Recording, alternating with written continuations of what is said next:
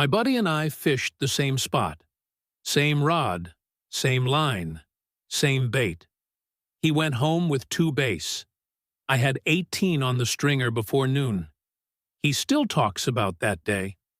Not because I got lucky, but because I did something before my first cast that he thought was crazy. I rubbed mud on my hands. Specific mud. From a specific spot on the bank. And that crazy move is the reason old-timers along the Mississippi, down in the Ozarks, and deep in the bayous of Louisiana used to outfish every newcomer who showed up with a tackle box full of expensive store-bought scent. This is one of those things nobody sells you, because you can't sell it. And that's exactly why the fishing industry buried it. If you're new here, subscribe and hit the bell so you don't miss the next secret they don't want you to know.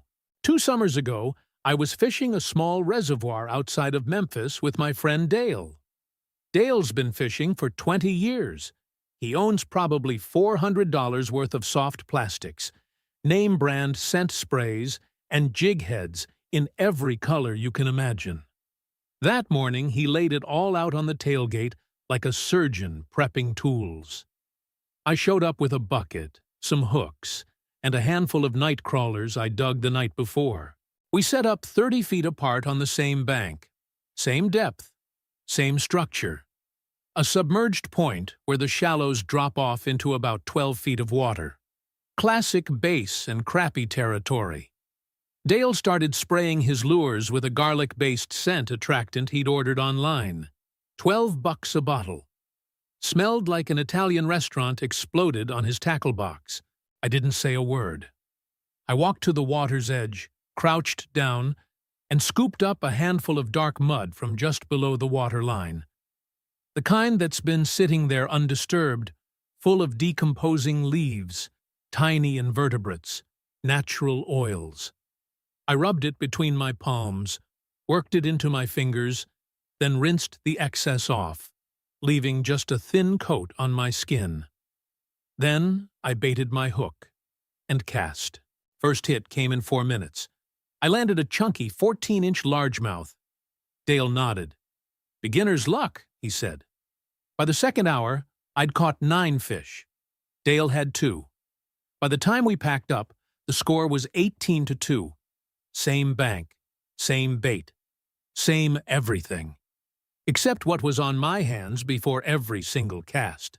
Dale stood there looking at my stringer, then back at his, and said, "What the heck did you do?" I told him. He laughed at first. Then he tried it on the last 20 minutes we had left. He caught 3 fish back to back. That's when he stopped laughing. Here's the thing most fishermen never think about. Your hands are working against you every single cast. Every time you touch your bait, you're transferring scent onto it. Sunscreen, insect repellent, motor oil from the truck, the rubber grip of your rod, hand sanitizer from the gas station, stop on the way out. Even the natural oils from your skin, which contain compounds fish have evolved to avoid, because those compounds signal predator presence. You spend $20 on a premium scent attractant, and then immediately cancel it out with your bare hands.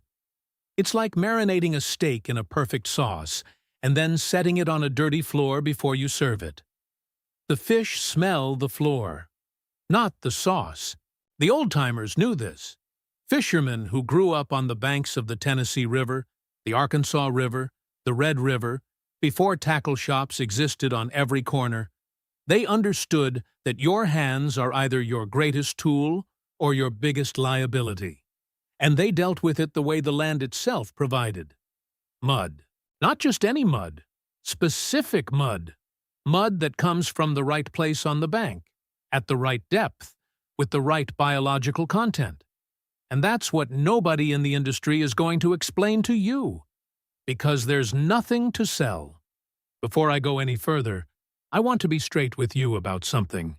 This mud technique is just one piece of a much bigger system. The old-school American fishing knowledge, The stuff passed down from generation to generation along the rivers and lakes of this country covers everything from reading water currents to understanding fish behavior by season, by temperature, by pressure systems. None of it costs much. Most of it costs nothing. But it works at a level that makes expensive gear look like a gimmick. I put everything I know, and everything the industry doesn't want you to learn, into a book called Fishing at the Next Level, The Water Game. It covers how to read water and identify productive zones in seconds, where fish actually hold, not where the maps say they should be. How to use current and depth to your advantage.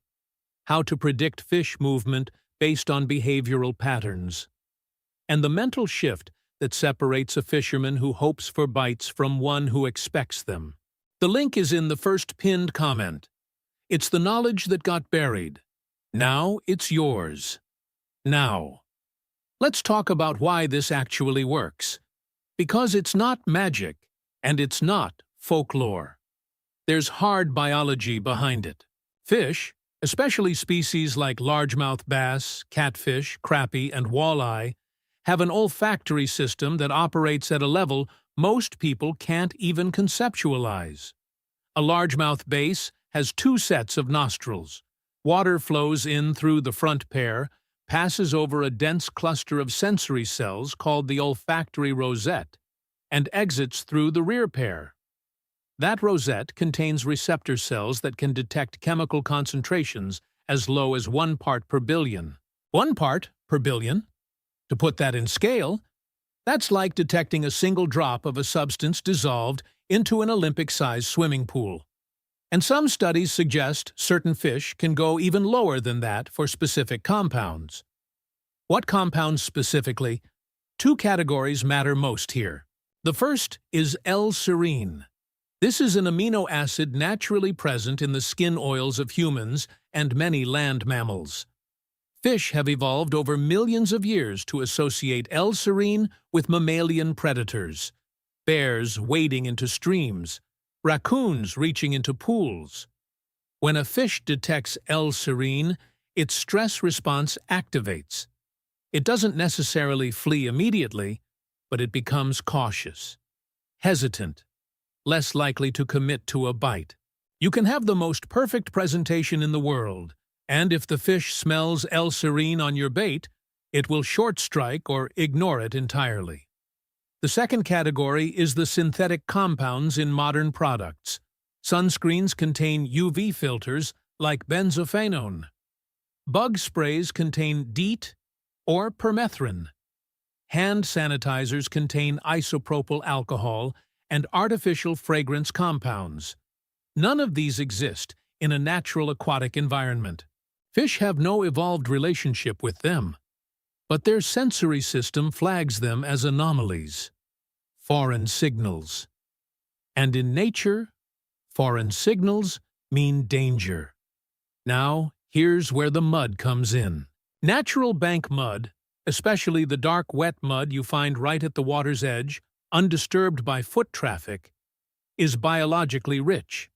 It contains decaying organic matter, dead leaves, algae, decomposed invertebrates. It contains the chemical signatures of aquatic insects in various life stages. It contains trace compounds from the very ecosystem the fish lives in.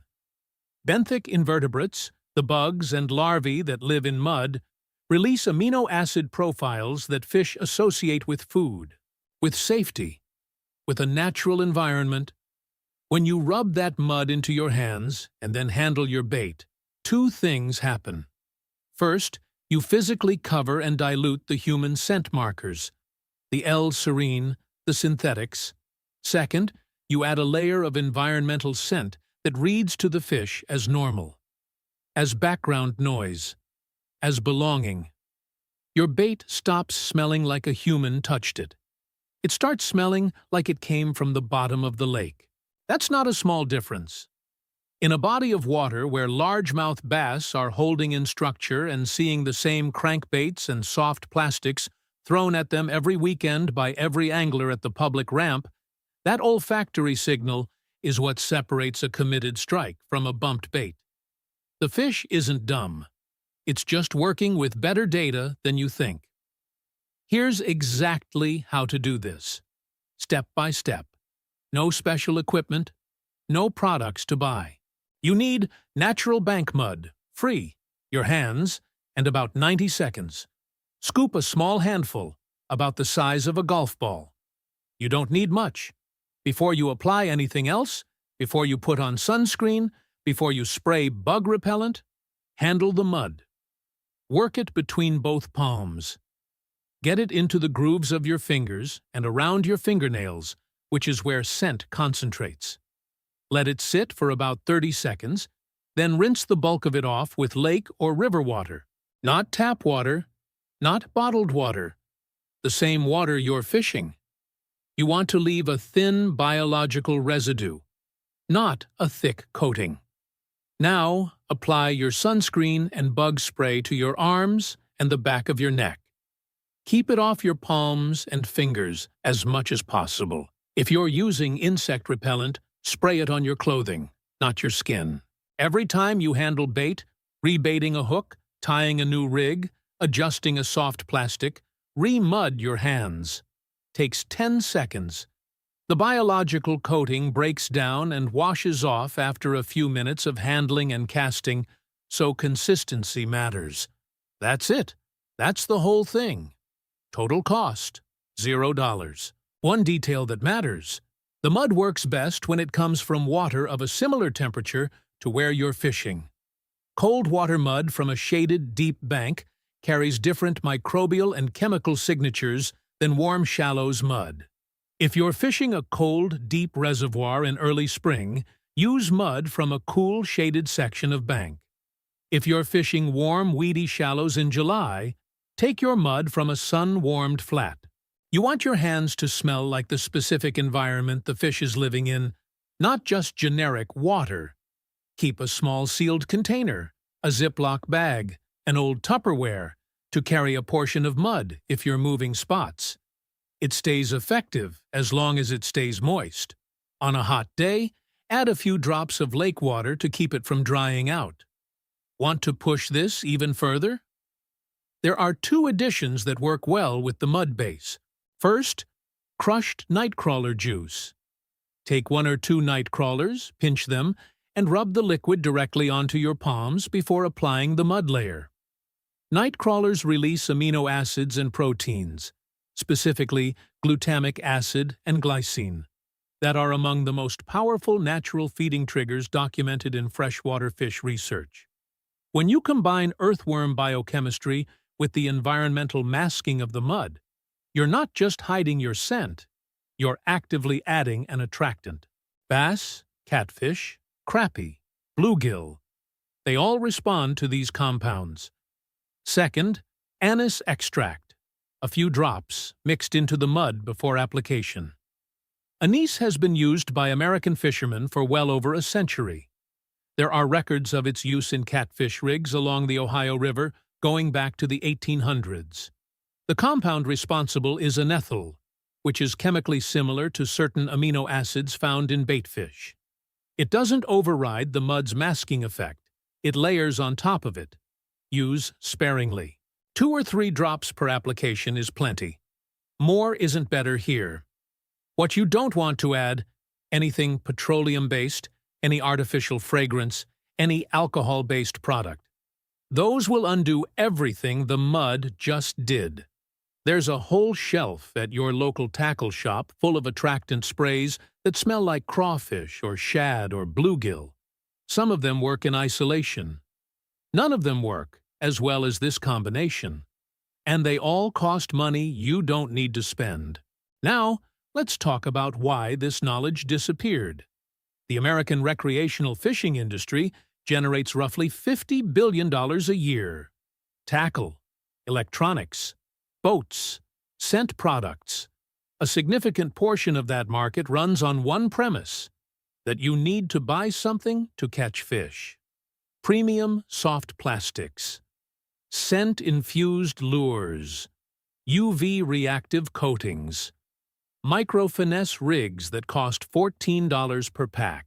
If you walk into any major outdoor retailer, you will find an entire wall dedicated to artificial scent attractants, sprays, gels, dips, and injected lures, all promising to make fish bite. Not one of them will tell you to go to the bank and grab some mud, because that doesn't have a barcode. The shift happened gradually through the late 20th century. As tackle became a mass-market industry, the knowledge that didn't have a product attached to it got filtered out. Fishing magazines stopped covering it. Television fishing shows, which are largely funded by tackle and lure sponsors, have no incentive to explain that free mud from the bank outperforms a $12 spray. YouTube channels built around gear reviews can't monetize a video where the main tool is something you pick up with your hands. The old-timers who knew this stuff, the commercial fishermen who worked the Great Lakes in the mid-1900s, the subsistence anglers of Appalachia, the base guides who grew up on the Ozark reservoirs before they were public knowledge, they didn't write books. They didn't post videos. They taught their kids and their neighbors, and when those communities dispersed, the knowledge scattered with them. What's left now is anecdotal. Old forum posts, conversations at bait shops in small towns, my grandfather's notes from 40 years of fishing the Tennessee Valley. The information exists. It just isn't packaged, and it isn't profitable. That's why you've never heard this on a sponsored fishing channel. Now, let's talk application, because how and when you use this matters as much as the technique itself. Best conditions for the mud method: overcast skies, water temperature between 58 and 72 degrees Fahrenheit, light wind. Under these conditions, fish are actively feeding and moving, which means olfactory triggers have more opportunity to make contact. The mud masking is also more effective in calm conditions. In heavy chop, the water column mixes enough that scent disperses quickly, regardless. Early morning, from first light until about 9 a.m. is the prime window. Fish that have been holding through the night shift into feeding mode as light increases. They're moving along structure and cover, dock pilings, submerged timber, weed edges, and a bait that smells like it belongs there gets picked up. Late afternoon, from about 5 p.m. until dark, is the second window. Midday fishing in summer is harder, but the mud technique still helps because fish that are holding deep and inactive are more sensitive to scent than to motion. For bass, work the bait slowly along the bottom. The mud-treated hands affect what's on your bait, not how you present it. But slow presentations give the scent more time to do its work. Twitching a soft plastic rapidly through open water is a reaction bait game. Working it slowly through structure is a scent bait game. You want the second one. For catfish, the mud technique pairs with cut bait or chicken liver. Apply the mud, handle your bait, and use a Carolina rig on the bottom. Let it sit. Catfish are predominantly olfactory hunters. Their lateral line and taste receptors are so sensitive that scent is often the primary strike trigger, not visual movement. Eliminating the human scent signal on your bait can be the difference between a bite in 20 minutes and sitting there for 3 hours wondering where the fish went. For crappie and bluegill, lighter tackle, smaller hooks, and the mud technique with live minnows or small jigs. These fish are wary in clear water. They'll approach a jig and then back off if something smells wrong. With the mud on your hands, they commit. One mistake to avoid: don't rebait with bare hands after the mud has washed off and then re-mud over the new scent without rinsing. You'll layer human scent under mud, and the mud won't fully neutralize what's beneath it. Rinse hands with lake water first, re-mud, then bait. Think about your next fishing trip. Everybody else at the ramp is loading up their boxes with the same plastic worms they've been buying for years, the same scent spray from the same hook display at the same sporting goods store. You walk to the bank, spend 30 seconds with your hands in the mud, and your bait hits the water smelling like it belongs there. An hour in, you're retying because you've run through your bait. They're still waiting for a bite. That's what happens when you stop playing the game the industry designed and start using what actually works. Your buddies are going to ask you what you're doing differently. What you tell them is up to you. Everything else, the full system, the water reading methods, the behavioral patterns, the seasonal adjustments.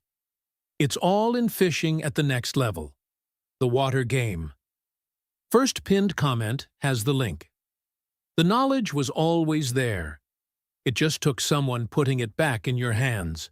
What's going to change on your next trip now that you know this? Drop it in the comments. And subscribe. Hit the bell. Because the next one covers something they really don't want you to figure out.